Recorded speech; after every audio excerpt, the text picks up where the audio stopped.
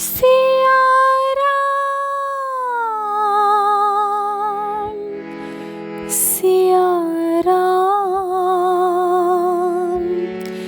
सिया राम,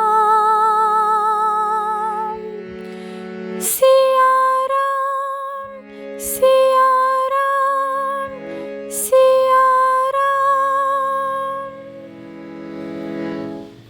श्रीमद् वाल्मीकि रामायण के बालकांड का 63वां सर्ग।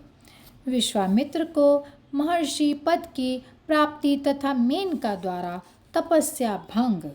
शतानंद बोले, हे राम, विश्वामित्र को तप करते जब 1000 वर्ष पूरे हो गए तब सभी देवता फल देने की इच्छा से उनके पास आए।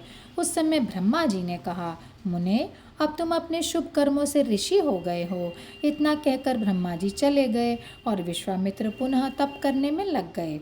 इस तरह तप करते हुए उन्हें बहुत समय व्यतीत हो गया। इसी समय अप्सरा मेनका पुष्कर में स्नान करने आई। अब उसके रूप और लावण्य पर मुग्ध होकर विश्वामित्र ने उसे 10 वर्ष तक अपने साथ रखा।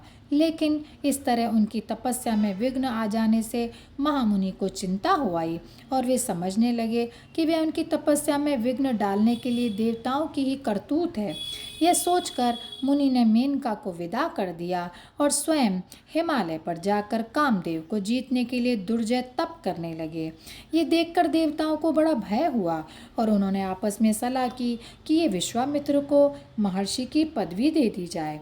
तब उन देवताओं की ये इच्छा देखकर ब्रह्मा जी विश्वामित्र के पास आए और बोले, महर्षि, मैं तुम्हारी उग्र तपस्या देखकर तुम्हें ऋषियों में श्रेष्ठता प्रदान करता हूँ। विश्वामित्र जी ये सुनकर बोले, भगवान, आपने मुझे ब्रह्मर्षि का पद दिया, इससे मैं अभी अपने को जितेंद्रिय नहीं समझता। इतना कहकर महामुनि ने फिर केवल वायु पीकर घोर तप में लग गए। उनकी इस तपस्या को देखकर इंद्र को बड़ी चिंता हुई। तब उन्होंने रंभा को बुलाकर ऐसी बात कही जो उनके हित में एवं विश्वामित्र के अहित में थी। और यहीं पर यह अध्याय समाप्त होता है। जय सिया राम, जय सिया राम, जय सिया राम।